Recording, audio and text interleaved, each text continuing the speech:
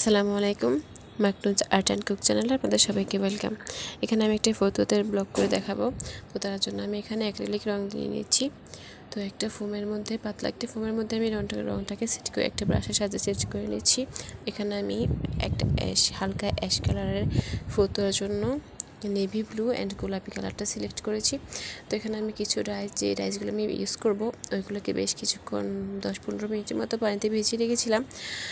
এরপর আমি এটাকে মুছে তারপর রঙের মধ্যে চাপ দিয়ে, দেখতে পাচ্ছেন আমি কীভাবে এটাকে চাপ দিচ্ছি।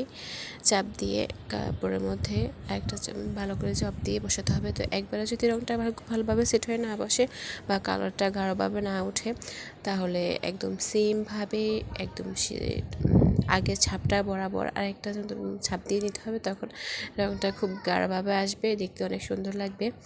তো এভাবে আমি দুটো কালার কম্বিনেশনে একসাথে করে আমি কাজটা করে নিচ্ছি। আপনারা আপনাদের পছন্দের মতো ডাইস ইউজ করতে পারবেন এবং পছন্দের মতো ডিজাইনটা করতে পারবেন।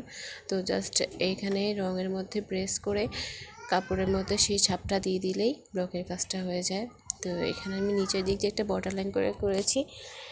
বর্ডার লাইনের মধ্যে আমি 2 রকম ডাইস ইউজ করেছি। আর এখানে উপরের অংশটাতে আমি ছোট ছোট একটা ডাইস দিয়ে 2 কালারের ছোট কিছু ফুলের ডিজাইন করে নিচ্ছি। আপনারা চাইলে আপনাদের পছন্দের মতো ডিজাইনটা করে নিতে পারবেন।